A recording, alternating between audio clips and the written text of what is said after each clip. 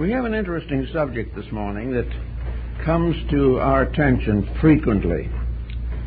Nearly every mail brings a request for an introduction to a reputable religious teacher. People want to know where to go, who to find, what to join and what not to join. These letters come in constantly, and also phone messages and personal requests. As you probably realize, our organization does not carry on that aspect of the situation. We do not endorse and we do not support any particular individuals or groups. And the support for this point, I think we all need to understand rather carefully. In our search for realities, we have to depend upon some rules, some pattern of plans, purposes, requirements, and fortunately there are such rules, and they are the same in all parts of the world. The teachings of the Arhats of China and the Adepts of Europe, the alchemists, the Gnostics, all of these different groups, the esoteric sections in all cases are the same in principle, and very largely the same in practices, for the simple reason that, like the science of medicine, wherever you are, if you have a certain ailment, you have to take the remedy that is indicated. And anyone seeking truth must follow the path, must follow the ancient, eternal, unchangeable way, because it has to do largely, in fact completely, with the individual himself. In the adept tradition in Europe, we have the alchemistical disciplines, the series of processes which lead to the transmutations of base metals. These metals being represented by the planets and by the chemical formulas that are found in the ancient alchemical manuscripts. In the Asiatic side, in Buddhism, or Taoism, Confucianism, Hinduism, we find also that arhatship or adeptship is the result of a specialized discipline. It is a process dependent for its success upon the individual himself. In the Eastern and Western systems, we have the human personality divided into 4 distinct levels. These levels manifest in our physical life as faculties, powers, functions. The lowest of the levels is the physical. Above that is the energy field. Above that is the emotional sphere. And beyond that, in turn, is the mental. These constitute a ladder of 4 rungs, up which the neophyte must climb in order to reach the higher atmosphere, which is the quintessence of the alchemist, the pure Buddhi of the Buddhist philosophy, the symbol of perfect enlightenment. Now, in order to understand this, we must also realize that no one can grow for anyone else. There is no possibility of shifting the responsibility of growth upon a teacher, upon a formula in the ordinary sense, or upon any group of factors. Growth is simply a process of growing. Now, we are all, as non-initiated souls, like children passing gradually from adolescence to maturity. The great teachers of the past instructed us. They were our ancestral guides. Now we must start out on our own. And one of the problems that we face in the present generation is this matter of trying to help young people to go out on their own.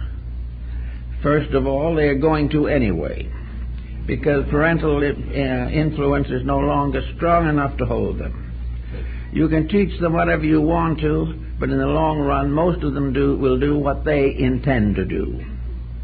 Maybe some of them will have difficult experiences and will have to grow through suffering. Others find themselves more independently and become highly desirable citizens.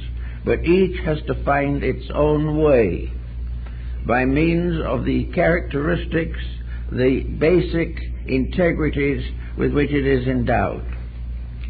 So when we start to work with the problem of teaching, to try to find a teacher, we know that all a teacher can do is to tell the individual to do certain things. He cannot make anyone do these things. And he can only say, if you wish a certain result, you must be set in motion the causes which will result in that effect. If you are not willing to cause it, you cannot have it. No one else can have it for you. The gods will not bestow it. Each individual must earn his own destiny, must fulfill the plan for which he was intended, as part of a system that has as its objective the enlightenment of everything that lives. This enlightenment, however, is a completely individual responsibility. Now, it is possible for a person to become inspired by association with desirable types of thinkers and believers, the meeting of the individual with other persons of high resolve, high intention, noble experience in life. All these things are objective helps, but they do not contribute the actual substance. All they can possibly do is inspire. This is all any teacher can do, is to inspire the individual to do his own job. And anyone promising other than that should be approached with due caution, because of the fact that though most people are looking for someone to give them a painless solution for the mysteries and miseries of existence. We want to do mostly what we please, but we want to find a way of doing it and escape the consequences of our mistakes. This is just not possible. And no matter how much is claimed, the fact remains that each individual must live out his own pattern of purposes. There are rough instructions, however, and some of them are pretty rough, as to how this is done. One of the first is to realize this set of 4 steps, and to realize that the life of sanctity begins at the bottom of these steps and ascends gradually. And in the Eastern system, in the system of the Yoga and the Arhats and the Lohans of China, the Taoist system, and also the Muslim mysticism, the simple fact is that all growth begins with the proper development and integrity of the physical body. The physical body must become the pedestal or base upon which the project is situated or fixed. So the aspirant begins by considering the means by means of which the physical body can be brought into the closest possible relationship with normalcy and harmony. This means that any destructive habit which endangers the body blocks the entire procedure. The individual cannot go along and have a little marijuana now and then and accomplish the things he wants to accomplish. He cannot, it's not possible. The physical body must come first. Now, your ascetics, even in the Old Testament and in most of religions, went out into the wilderness and there meditated and prayed in solitude. We have a wilderness also, but it's called chaos. It's where we live now, and if anything could be more a wilderness, we don't know. This is what the Muslim calls the desert of waiting, the place where everything now lacks the quietude that we associate with the deserts, the mountains, and the valleys. Therefore, we cannot really go away and simply devote our lives to that kind of physical therapy. Naturally, if we could get out of the city, get away from the smog, get rid of our debtors, all these things, it would help. But most persons are not willing to make such sacrifices. So the physical problem has to be solved as it is in Mahayana Buddhism, not by going into the desert and meditating and praying, but facing each day with an increasing degree of internal enlightenment. In other words, the physical world must be conquered in the person. He must find ways of living in this material existence without being damaged by it. Now, this is hard to think about because almost anything we do will damage us. But the thing that damages us most is when we have to do what we do not want to do. Therefore, the beginning of the correction is to stop not wanting to do that which is necessary. We can avoid certain pitfalls by not setting the causes in motion. We can keep the body in the best condition as long as we can by moderate living. We can also make sure that it has proper ventilation, proper nutrition, and has opportunities for peace, quietude, and sleep. One of the things that the old systems always point out is the importance of keeping away from artificial drugs to produce the effects that are desired. It cannot be entirely followed, but we should not attempt to bring the body under control by doping it. It has to be done by the intelligence of the individual who is the caretaker of that body and is therefore responsible for its functions. He must decide that the body is a younger brother to the mind, and that it is the duty of the elder brother to guard and protect the younger brother. It is the duty of the individual never to neglect the physical requirements of living, but never to accept the extravagances which come from lack of insight. The great life, the enlightened life, must be normal, but it must also be simple. A simple and direct life.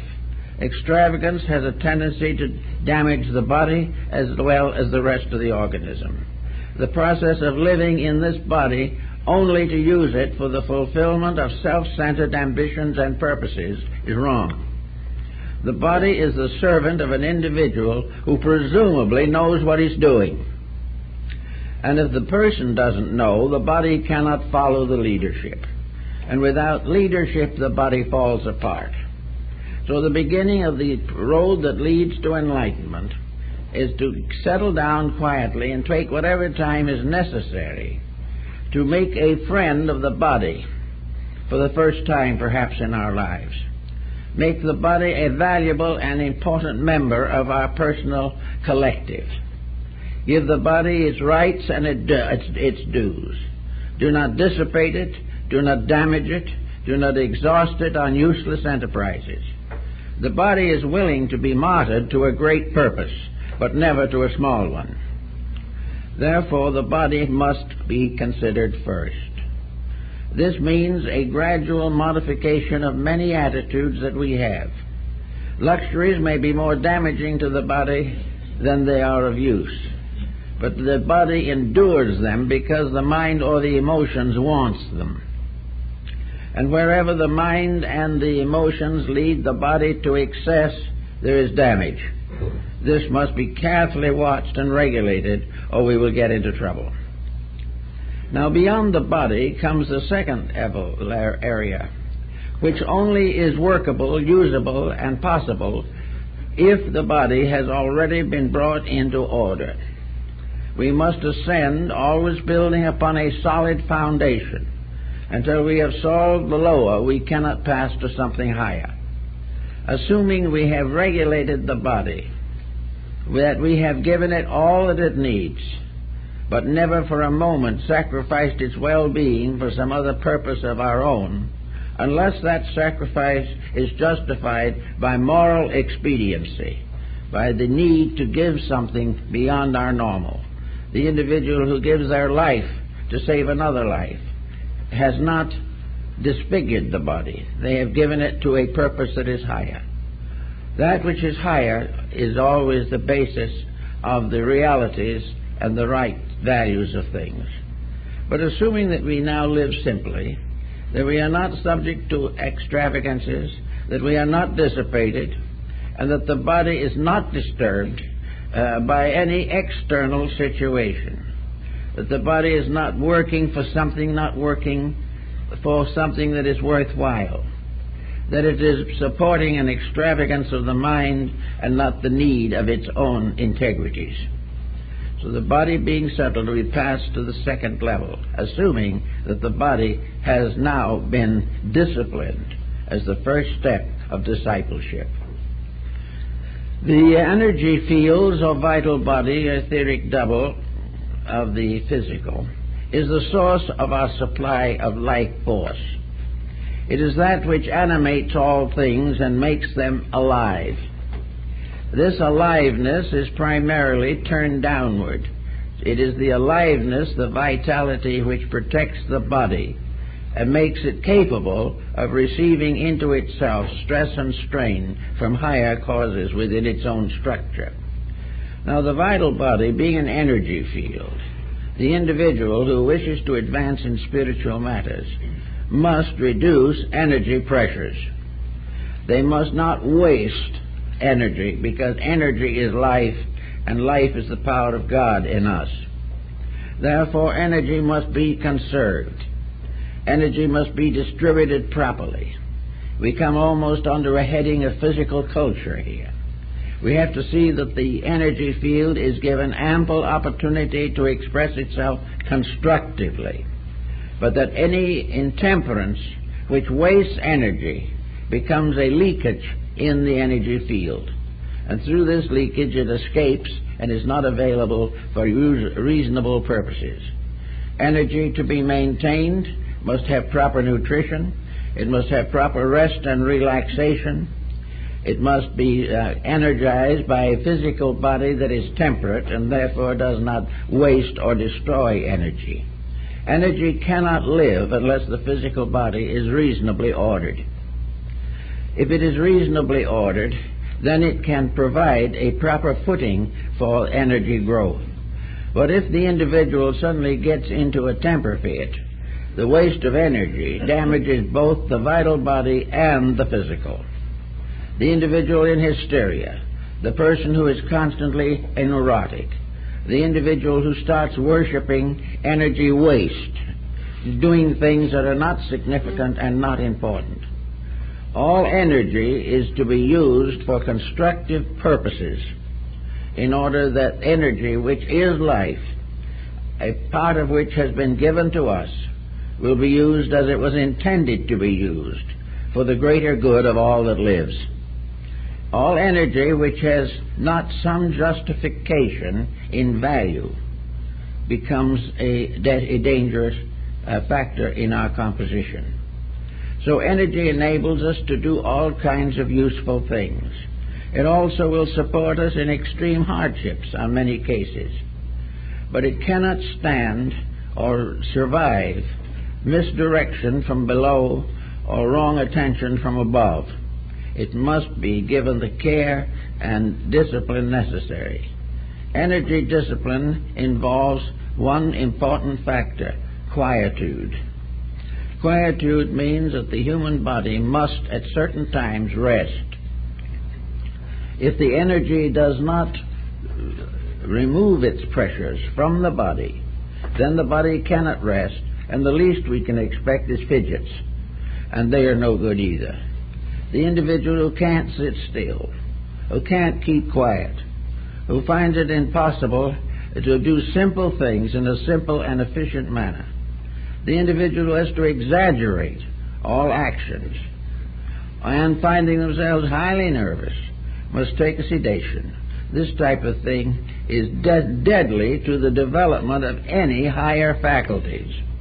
If the individual wishes to remain on the level in which these things are done, he has the right. No one can take it from him.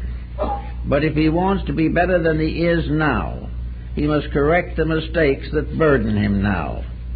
He must have motives, purposes, and ideals stronger and better than those which he has been nursing in the past. So he does everything possible to use energy wisely. He may feel that it is an eternal factor, that he will always have it, but he will find that this is a mistake. If he wastes it, he will not always have it. The body is itself a fallible thing, and to make it useful, helpful, and constructive as long as possible, its essential resources must be conserved. One of the physical forces and sources of energy is nutrition. So this comes into this pattern: proper nutrition. Nutrition that is not fatty, nutrition that is based upon, as far as possible, a full understanding of the requirements of the body and its nervous structure. Nutrition is very important because without it, the individual has no foundation upon which to build. Therefore, the first problem is to get the body into physical condition that is suitable to become a living temple. And the second step of the problem is to create within this living temple an atmosphere of divine presence, the energy being the presence of the infinite within the structure of the finite. This, and then if it is accomplished, if the individual finds that he is able to make these corrections and never waste energy. Wasting energy can be simply the support of a poor cause. It can be talking too much when there's nothing to say. It can be almost anything. On the other hand, the loss of these wastefulness factors should never result in a dowerful personality. The energy factors that are constructive are pleasant, more pleasant in the long run than those which cause trouble. But then we rise to the third level, and this is a rough one of the most difficult to face, and not to be faced at all unless the lower two have already been conquered. You cannot advance unless you're on the solid foundation of what goes before. Otherwise, you're in trouble. The energy factor we have to have, and one of the great uses of energy, of course, is emotion. Now, the emotional factor is where, in most cases, the human being is oriented. He lives in a combination of vital, emotional, and physical factors. And as long as this continues, he is basically a biped, but still not raised to human estate. The energy fields that involve emotion must be cleansed and purified. Emotions must be free of all negative, toxic attitudes. This is where most people fall down. I know we have cases constantly of people who are trying to develop spiritual overtones of life, who spend their lives seeking for truth and hating each other. This won't work. Any individual who expects to get anywhere in religion has got to give up hating anything or anyone. He may not want to cultivate that person. He may not feel that that person is right. But the moment he uses emotional energy negatively, he is destroying himself and not the other person. Any destructive attitude of the emotions must be corrected. Emotions must be open, constructive, idealistic, and be no more nor less than that which is recommended in the Sermon on the Mount. The very point of this is clearly revealed in Christian doctrine, but there are very few Christians that manage to make it, because there are very few people in this world, including Christian sects, that like each other.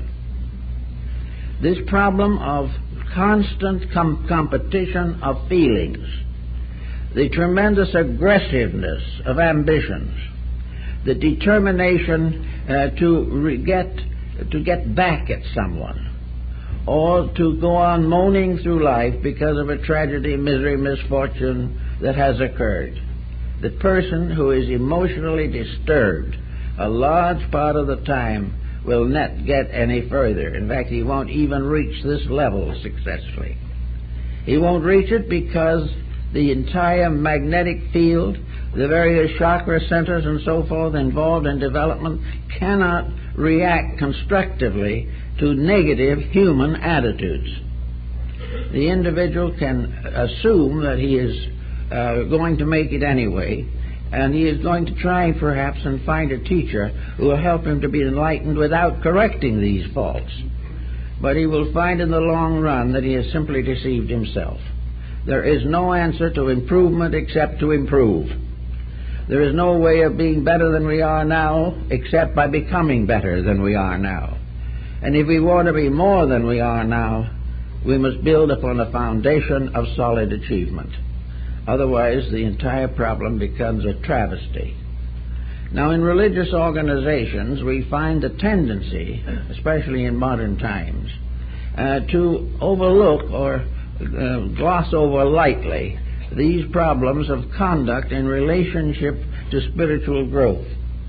We are more or less invited to believe that if the person joins a religious organization, this does it. That if the individual gets up and claims that he is going to be a good Christian or a good Buddhist or a good Brahmin or a good Jew, that the affirmation does it. This is not true. The individual is never any better than his own conduct. He is never more advanced or more spiritual than the dignity of his attitudes toward life.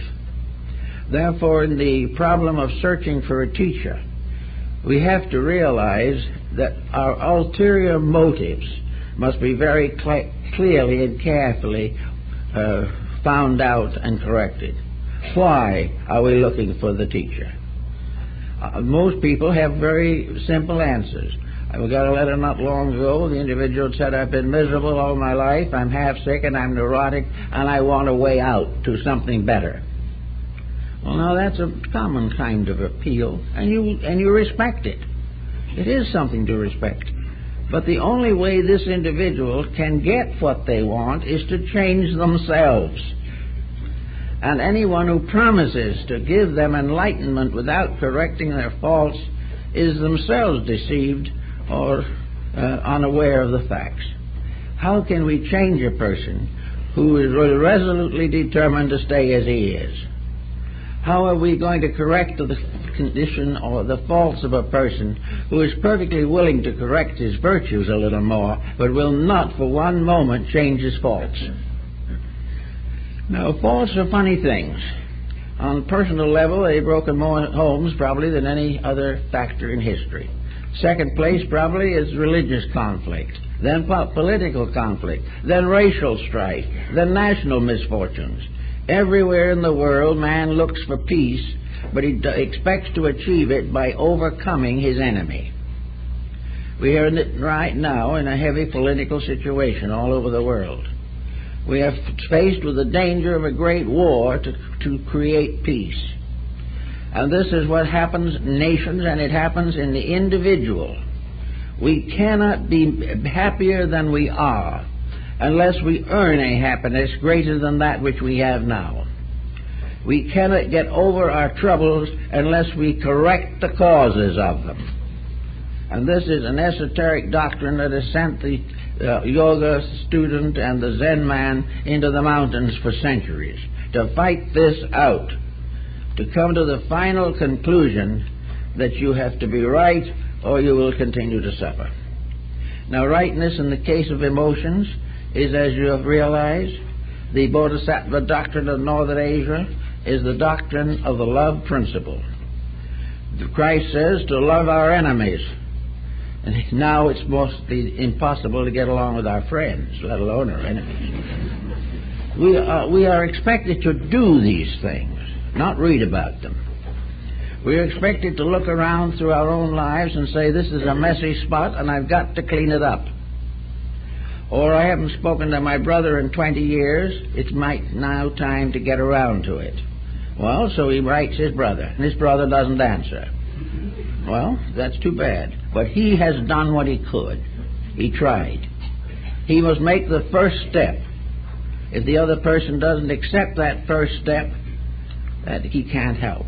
I made that suggestion to a man not too long ago who had a cousin who he had not spoken to for years. And I suggested write the cousin and find out. So he wrote a card. I think he wrote a birthday card. He remembered the birthday of the cousin. He got a 15-page letter back. The cousin had been waiting for years to try to make it up and didn't know how. These are the things that happen. We cannot do anything unless we try. And in the emotional level, we have to try to get away from hurting anyone. Because as we go on hurting others, we hurt ourselves the most. Now, this is where many people get into trouble. They cannot get away from a certain negative reaction to society around them. This is largely due, of course, to the condition of society. No one questions that. But this condition of society is the consequence of the individuals all feeling this way. Somewhere we have to break the impasse, and the only place any individual can break it is in himself. So we have to start in to use the emotions constructively. Emotions are to be beautified and nobled. They are to become more pure, more understanding, more generous, more forgiving. In every case, all emotional attitude should be dominated by integrities, dedications, and devotions. There should be nothing in the emotional life of the person that is a cheap compromise with principles. If he is compromising, then the problem won't get any better, and illumination remains far, far away. So the person, instead of taking lessons or trying to meditate their way out of their problems, should sit down and say to themselves, I meditate every day. Can I say honestly that every day that I meditate, I live better? Am I depending upon spending a time in affirmation or positive thinking and then going out and doing exactly what I did before? There must be no interval. The Swami Vivekananda pointed out definitely that there should never be the slightest inconsistency between meditation and its attitudes and the conduct when not in meditation. Meditation is a way of life, and a proper life is in meditation through all waking hours. Not in a sacramental way, but is simply a kindly, gentle, well-wishing for all that lives. Emotion also has to be fought out on the plane of selfishness. In these days, selfishness has become so important that we permit it to influence and undermine our integrities. The individual feeling that he wants to do something, feeling that he wants freedom, walks out on a home. The individual feeling they want to have greater estate, walk out on their family also. Everywhere the individual is thinking of himself only, what he wants to do, what he wants to be, and the magnificence of a career of his own choosing. If we watch the papers and watch the records carefully, we will see that nature itself is already stepping in to prove that this attitude is wrong. We've used it for years, and the world is in the worst conditions it's been in recorded history. The great freedoms we talk about have made us slaves to freedom.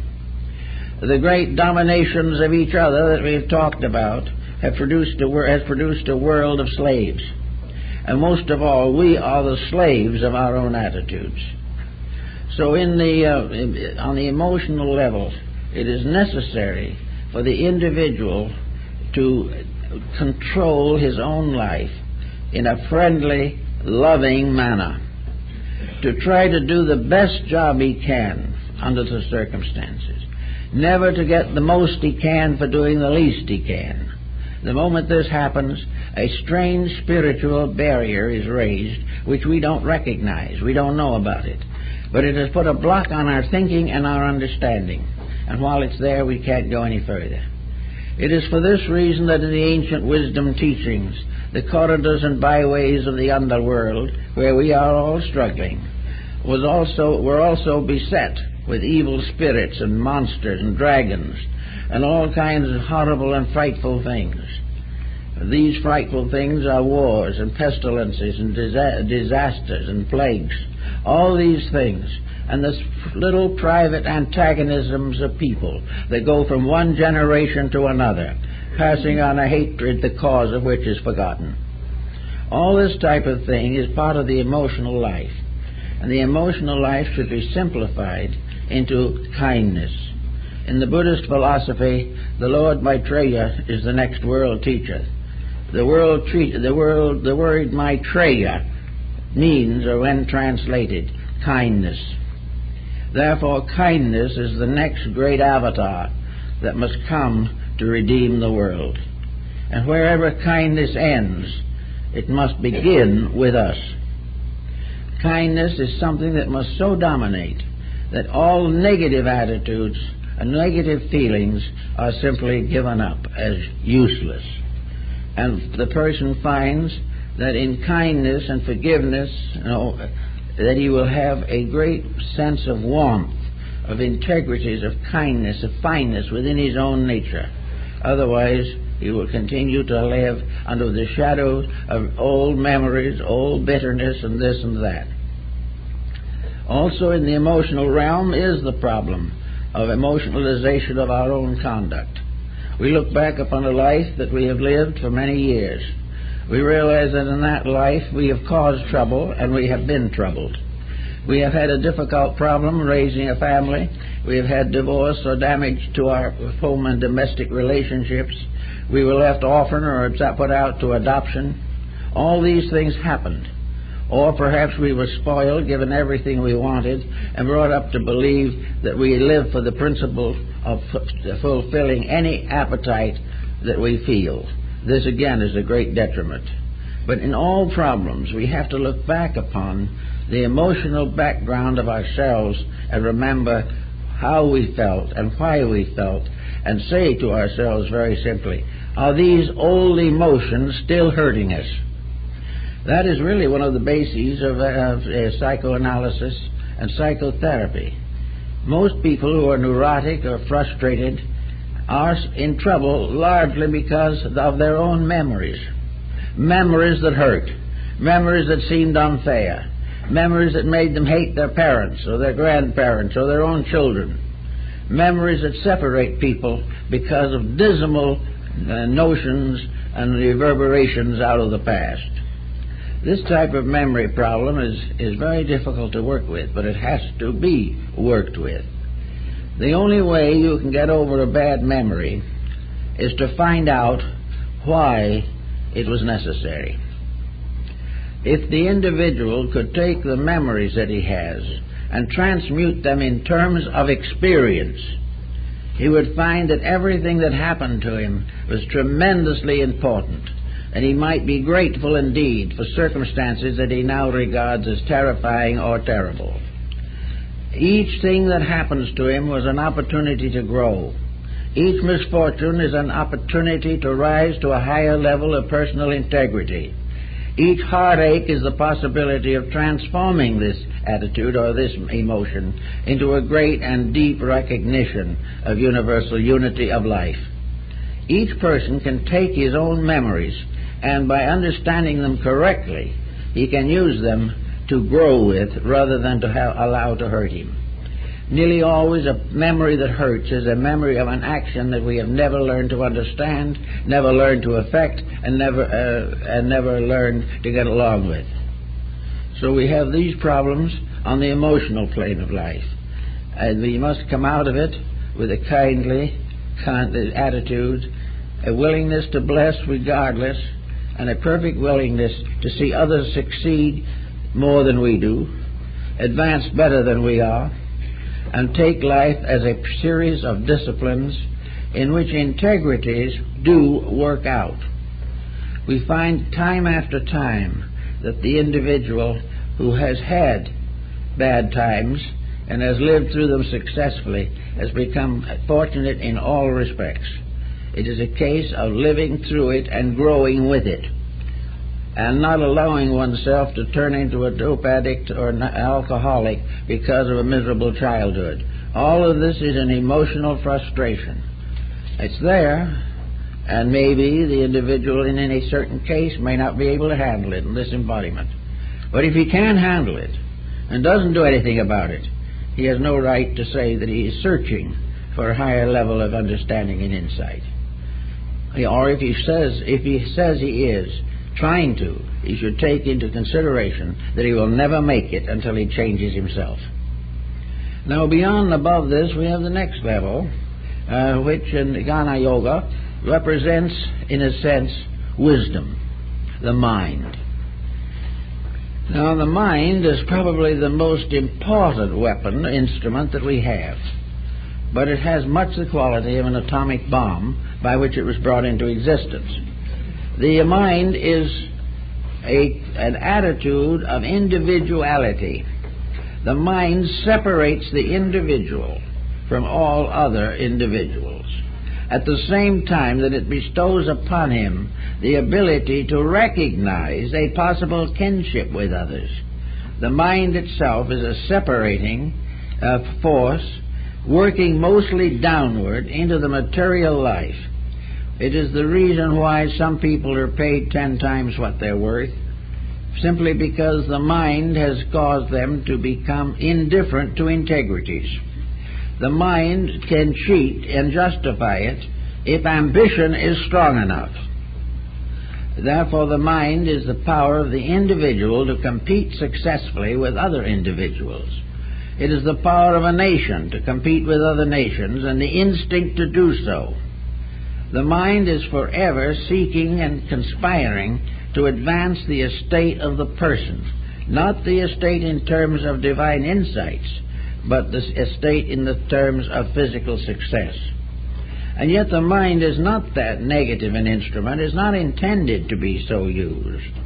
The mind is the basis of a contemplative justification of life. The mind is the thing that will enable us to sit down quietly, see why we are wrong, how we are wrong, and what happened to people who made the same mistake from the beginning of history. The mind is a philosophical instrument. It might remind us of the fact that we can't lie today any more successfully than they lied in Egypt 3,000 years ago. And we cannot have a selfish way of life now any more than we could when the Roman Empire fell apart. The mind gives us the realization with a strong proof factor that integrities are indispensable to security. The individual who endangers the security of others is endangering his own. And the individual who assists the development of others is contributing to his own development. Because he must, in order to develop, have an environment to develop in. He must have others around him to develop with. He must have opportunities to learn, to grow, and to understand. And if he becomes isolated by his own selfishness, intolerance, aggressiveness, all these factors, he is left naked to his enemies.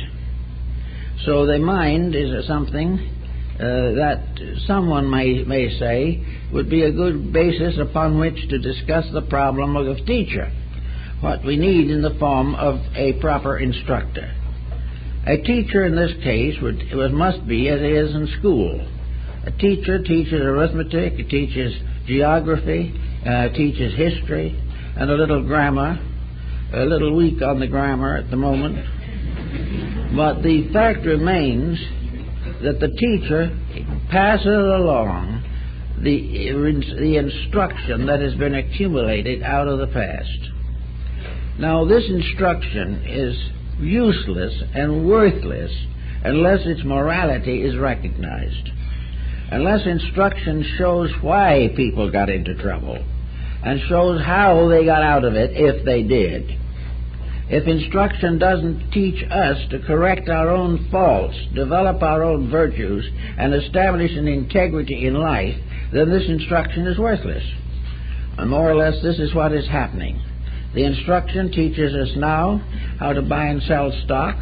It teaches us how to get more money by the hour for working, if we work, and when we work. It gives us the opportunity to build a great career, which will end by having a yacht somewhere in the Bahamas. It does all these things that consequently come to be regarded as the perfect evidence of the power of mind over matter.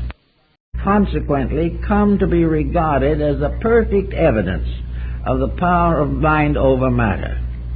It is the perfect proof that constructive thought can make us rich. But are we going to be constructive rich? Or are we gaining this wealth by the compromise of constructiveness? The moral value of the mind is of the greatest importance. What is it doing? What is it? Is it a relentless power instrument? Is it just a vast technical computer? Is it something that is soulless and purposeless and only gives us the facts to do with as we please? Or does the mind explain a little to us why things happen and why we can make different things happen in our own lives if we really want to?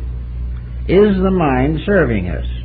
Is the mind helping us to grow, or is it simply helping us to be lazy? Does the mind mean that we are making better use of our talents, or simply getting more for them and making no good use at all? Is the mind giving us success in the terms of real estate and stocks and bonds, which incidentally can be wiped out very quickly in spite of mental ingenuity, or more usually because someone else's mind is smarter than ours? This is all part of a great delusion, and yet with this delusion we try to live. So with a mind that won't tell us the truth, or we don't expect it to, or won't let it tell us the truth, a set of emotional factors that will not permit us to be happy, cheerful, pleasant people, a vital system that is so diluted and degenerated by our upper conduct that we are tired all the time, and finally a body that might be well expected to hold on for quite a while that becomes a wreck in 50 or 60 years. Now this is the pattern against which the ages put up the pattern of human growth. Everywhere we look, we see that nature is insisting upon improvement. Nature will not sustain that which is not growing. Nature will not tolerate forever that which is contrary to the common good. If we want to be successful people, we better get started copying the way nature does it, and not expect to have some strange abnormality make us satisfied and happy. Now we come to another factor then, that is the fifth factor.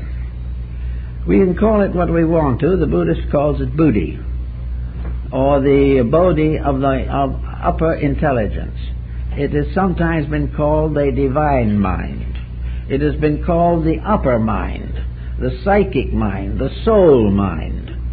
And perhaps the soul mind is about as good as anything we can find to call it. This is the censor. This is the power of the soul, which can never rest while the organisms are corrupt. The soul is that which is a small, silent voice, but it's there forever. It is something that finally forces us to recognize that we are not doing what we ourselves really want to do, that we are buried in the confusion of our own ambitions. So the problem of the soul becomes something that is higher than mind. The soul deals in finalities. The soul can ask the individual the simple question: what is all adding up to? All the things we do, are they all ending in the graveyard?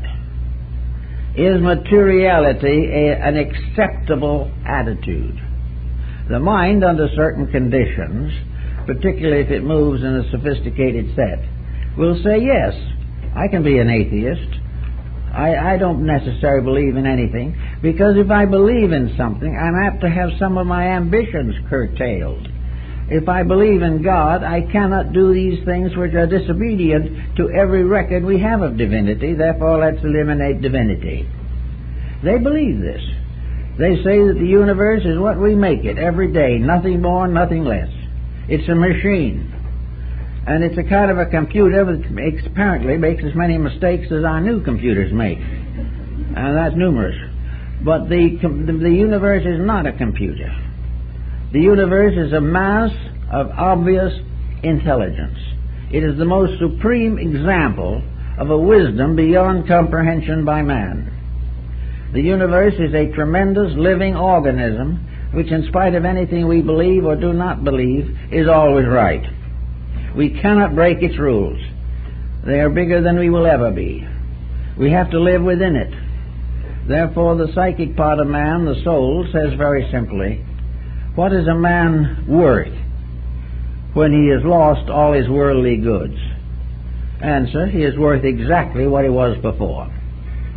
The entire problem of success as we know it, within very moderate and normal conscientious details, may be necessary to our survival here. A reasonable amount of endeavor, a useful and fulfilling career if possible, an honest day's work honestly done, no one doubts or questions. The question is, to what degree are we using these instruments that have been given to us simply to add to something that adds to nothing? How are we going to do, what are we going to do about the yacht and the Bahamas when we aren't here anymore? And how long will it be? Many individuals seem to act as though they were going to live forever, and then mistakes cut them down, mistakes of their own making. So why should we destroy our integrity, corrupt our families, destroy our civilizations, impoverish humanity, leave half the earth starving to death, in order that a few, or even more than a few, can do something very important now, like amassing a great fortune? What is it all about? Before the individual can hope to go on to the esoteric worlds of thought, he's got to think these things through. He's got to come to the final conclusion that he must clean the inside of his own cup. He must see that his own life is, as far as is humanly possible, brought under moderation, under a conscientious use of what he has, and a continuous dedication to the service of his fellow men. These are the things which, to the gurus of old, were the indispensable values. Now, the Indian gurus who had their disciples have become a legendary kind of group. They were persons who became the spiritual parents of young people, to give them a training or an insight or an understanding. Very often the young people went and lived in the ashram or in some hermitage where the guru lived. They lived a very simple life. They lived a very quiet life. And they lived constantly in the presence of a person who was beyond the temptations of mortal life.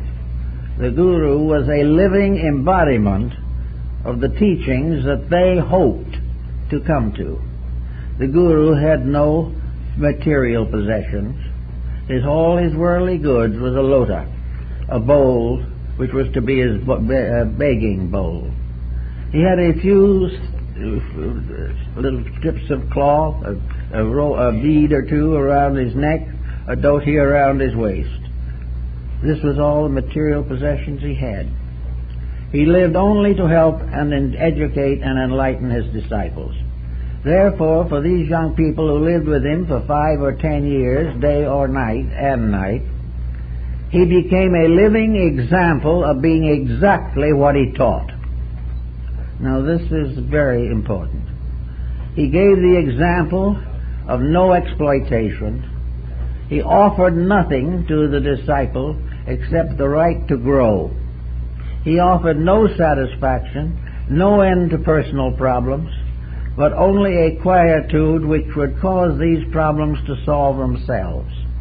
The guru was a living example of what is accomplished by simply being in the world but not of it. And the disciples who came to him became teachers in their turn. They were there in order to learn to become servants of human need. There was never any discussion of great establishments. The great work was the simple work of living true to principle and bestowing this vital experience to others who came after. Now, it's hard to do this in our modern civilization. We know that, because the old days are not with us very much anymore, and young people gathering for various religious purposes have not the background. These two students that came to the gurus came from families that had religious domination in thought and philosophy for maybe 50 generations. We have nothing like that today. We have no way of classifying or finding out just how to judge the validity of various paths that seem to open. But we can do something. We are not powerless to make certain decisions that are really useful to us. One of these decisions is that we can be slow to become involved in an organization or in a teaching which we know nothing about. We have the right to observe. And those who desire to join an organization must not and should not be over-influenced by promotional material or things of this nature. The individual who is wise in these matters will do well to observe this group of people very carefully and probably hold decision for at least 1 year. If during that year they have evidence of the integrity of those people, the dedications that they have to the higher principles of life, that they are free from ulterior motives and they are free from emotional combativeness, they are neither worriers nor fearers nor hopers, but they are workers.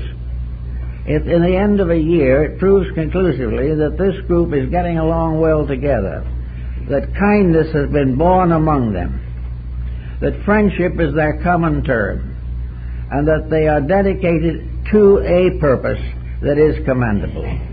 At the end of a year of observation, the individual may feel that he can decide wisely whether or not this particular group is for him. The same type of thing occurs in connection with individual teachers. They should be observed. Their motives should be analyzed. The individual should try to get over his terrific pressure to get spiritual quick and find out whether there is any substance in the matter under consideration. He must try to gradually get away from all inducements that are offered to him that are not part of the integrities of universal truth. That he is being invited maybe too strenuously, that he is not ready for what is being offered to him, or that those who are offering it do not have a proper dedication on their own parts, that there is not a true recognition of the fact that the entire course of spiritual growth is the long, quiet journey home, as Plotinus called it. It is the trip back to the source of ourselves, to the great foundations and integrities that were made flesh and dwelt in us. Therefore, our entire purpose is to grow, and by growth, to serve.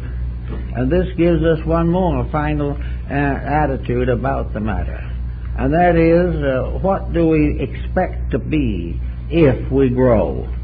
If we achieve the enlightenment that is promised, if we attain to the tremendous internal vision that we would like to have, what are we going to do? What is our use going to be? Are we going to use wisdom largely to keep our own contentments? Are we going to use this wisdom to get away from all troubles, difficulties, labors, and worries? Are we going to use this to become superior to other people? Is it going to glorify us and gratify us to know that we have achieved? All these attitudes are for the most part wrong. The answer lies again that the only reason that we can really want to grow rightly is that we may become instruments of the attainment of universal growth for all that lives. In other words, we become servants of something higher no matter how high we go. Until finally we are the servant of truth itself. And until then, the journey isn't over. And when we are servants of truth, we are in slavery to reality. There is nothing beyond that we can go. And yet that slavery is a strange kind of complete freedom, because with it is the recognition of the integrities we seek and the perfect acceptance of a divine state for which we were originally intended. But egoism must go. All of the ulterior motives. The individual must not follow these lines in order to be prosperous or in order to reconcile some inconsistency of his own mind. He cannot possibly have any other motive except a sincere 100% dedication to the achievement of union with the reality of which he is an inevitable part. Until he does this and takes this attitude, he is not safe in his search for spiritual values. Now, we have troubles also in the world religions today. What we cannot realize, really, in most places, is that there is one God, although he has 72 names. The names have become important. Today we have a great rise of terrorism in the name of the true God, the God of love and the God of peace. Suddenly becomes a justification for hatred and for everything of this nature. Now we have to be extremely careful in our own lives when we come to recognize our own religious allegiances. If we are in an allegiance to a competitive organization, one that is out to dominate and discredit others, then we either have to join that movement of aggressiveness or else we have to resign our membership. We must therefore try desperately and definitely not to be taken into various creedal and denominational factors. All denominations and all creeds have their place. They are right. They are on one of the rungs of the ladder. But not one of these creeds can prevent us from gradually coming to the realization that truth is one, that unity is the absolute and actual reality, and that all denominations are merely facets of one terrific spiritual reality. Therefore, in serving God, we love all. In serving ourselves, we sacrifice others to our own ambitions, our own purposes, and our own prejudices. On the level of prejudices, which become, in a sense, mental blocks, we find it very easy to have prejudice against various beliefs. But we go back to the Inquisition, we go back to all of the great tyrannies of the past to find out what prejudice does. A prejudice of any kind does nothing but hurt. And instead of that, each person must strive definitely and in every way that he can to overcome all prejudice on levels of religion or philosophy. He may choose his own path, but he should not discredit the path of anyone else. It is their right to do as they please, but not necessary that he conform with it. So each person gradually becomes, in a sense, alone. But the Chinese had a very interesting point of view on this particular point. They had a sacred land, which is not our Eden or our heaven or paradise. But strangely enough, they had a word for it that we have used for many years for something else. The heaven of the Taoist sages of China is called Horizon, from which our word horizon comes. And this is a land in which all the wise and the loving get together. And they go in little ships, their own souls, to this great and beautiful garden world. In this garden world there is no punishment, no evil, no purgatories, only the poets and the scholars and the friends and the mothers and the children and the fathers sit under the trees and enjoy life. And, strangely enough, it is probably one of the few post-mortal state in which everyone is still studying. Those who have passed on are also learning a little something new every day. Life is not static. It's not assumed that the average person can play a harp successfully. Therefore, it's not suggested. Life becomes an adventure in knowledge, an adventure in friendship, in art and music and kindness. And here come the tired and the weary who have done it as best they could and have really tried hard. And they are welcomed into the assembly of the ones who have gone there and have done the thing right. All those in that world there have fulfilled the requirements. They have lost all sense of personal ambition. They are not even ambitious to be there. This is another point. But they are there because when they woke up after death, there they were. But there they were because of the way they had lived before death. They just couldn't help but wake up in a pleasant place because they had devoted their lives to service of others, love and kindness. There was no problem of sectarianism there. Anyone could believe anything he wanted to, because if he wasn't right, he couldn't get there in the first place. But being right did not mean he necessarily agreed with everyone completely. He had his own values and his own interpretations. Therefore, there could be some wonderful discussions and conversations, and the various members could get together in little groups and discuss the eternal values of things. It is said that Lao Tzu went there on the back of his water ox when the mortal world of China no longer would accept him.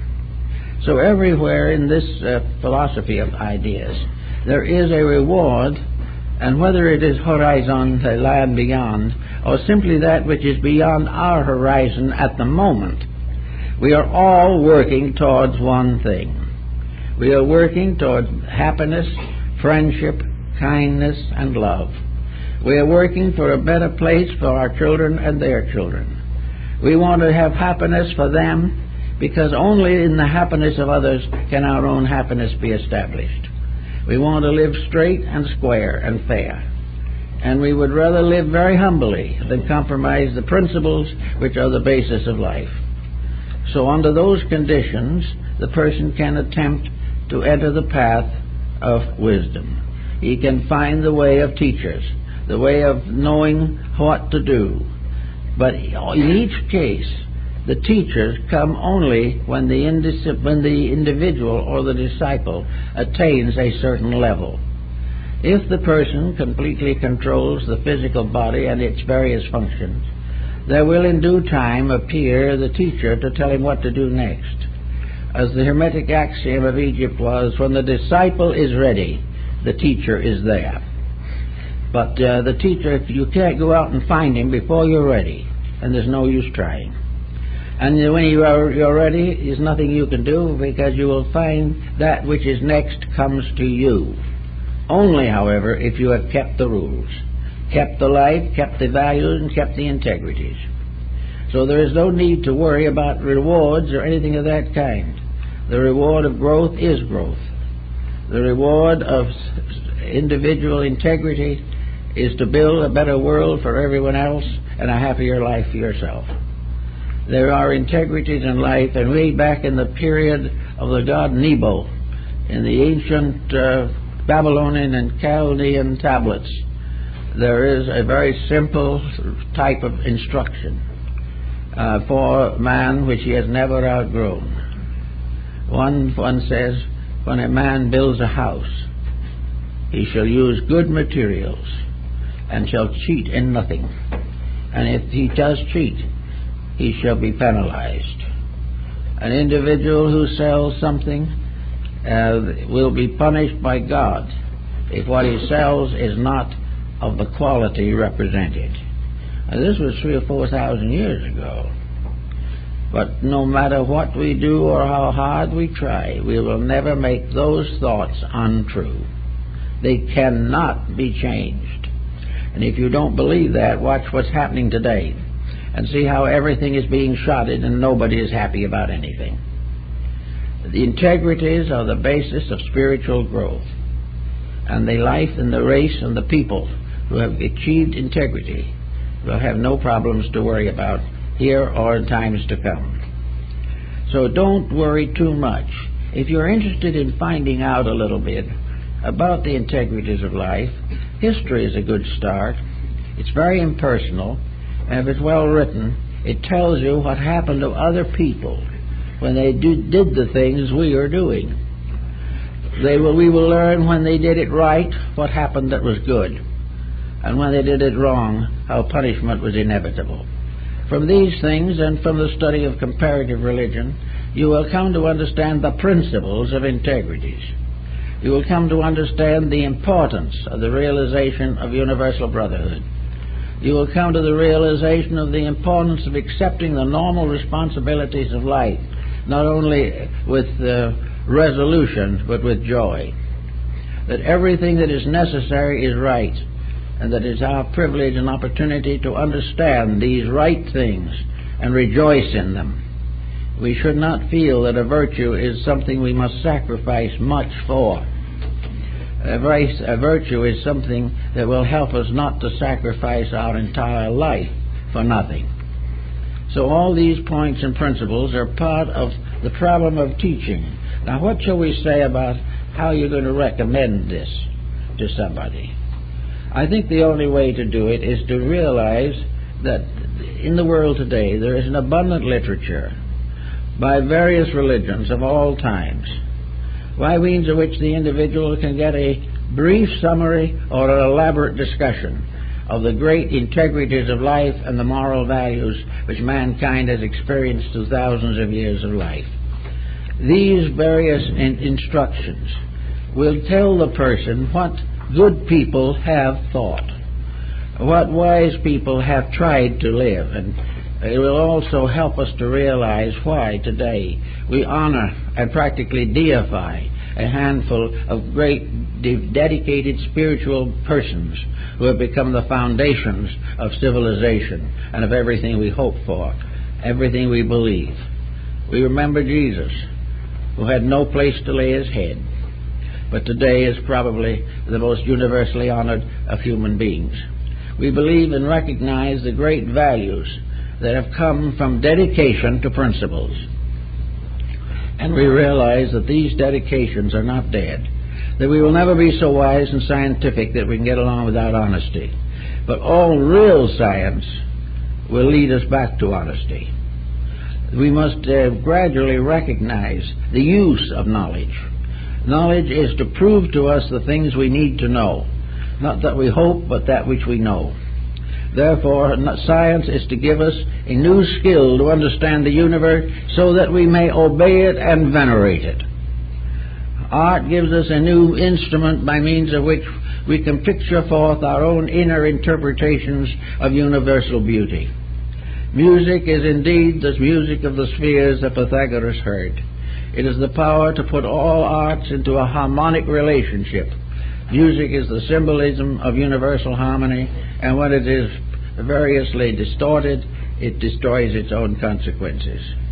Healing is the art of helping to restore the balance of the body, but is not possible to be completed without the unfoldment of the internal resources of the soul. Law is in order to keep us in a reasonable relationship with each other. Laws are most of them devised from ancient sources, and while these laws are naturally and properly kept, they are useful and significant. But when they are carefully intellectualized and integrity is taken out of them, they become a danger to our lives. All forms of knowledge are in themselves good, but the perversions of knowledge are now deemed necessary to success. And while we consider to do it this way and keep on making these perversions, we shall continue to fail, because the success is in the integrities and not in the breaches of integrity. So all the forms of knowledge that we know can help us to become aware of the one knowledge that is necessary, that we are creatures on a long journey through the caravansaries of this world, that we are wanderers in a strange desert of waiting, but that we are in a way wonderfully guided by the wisdom that has been given to us. We are in this world, but we are not destined to stay here. We are not here to become the source of great monuments on the physical plane of life. We are here in a great system of instruction, divinely inspired and divinely maintained. We are all at school together. Now we're in the kindergarten, or one of the lower grades, of having a little trouble. But someday we will become grade school teachers. Then we will become instructors in high schools. Then maybe we will be professors in colleges or universities. Those are the degrees of our hatship. That is the degree of the esoteric order of things, that we shall rise to higher levels, but always to serve and to teach. But in all this teaching, everything depends upon one point, that all we can actually teach is to inspire the person to grow by virtue of his own integrities and his own potentials. The person can grow because the potential for growth is there. The inside is divine and it's going to come out. But in the meantime, these professors and so forth, the great world teachers and all the others, can only remind us that if we live the life, we shall know the doctrine. It will give us the courage to go and work on ourselves and using their example as an inspiration, attempt to do that which they have done so faithfully. All of this is part of how to grow. And I think if we just become a little more discriminating and not too enthusiastic, we can observe for ourselves those types of instruction which are useful, normal, and proper, and at the same time can avoid involvement in something that we do not regard as proper. We are all searching, and we haven't the discretion to know always what is best. But if we always say to ourselves what is kind, what is good, and what is inspired by the love of God and our fellow men, and is without exploitation and without ostentation, we won't be very far from the facts. So we hope each one of you, under this type of thinking, will be able to solve some of these problems for yourself. Thank you very much.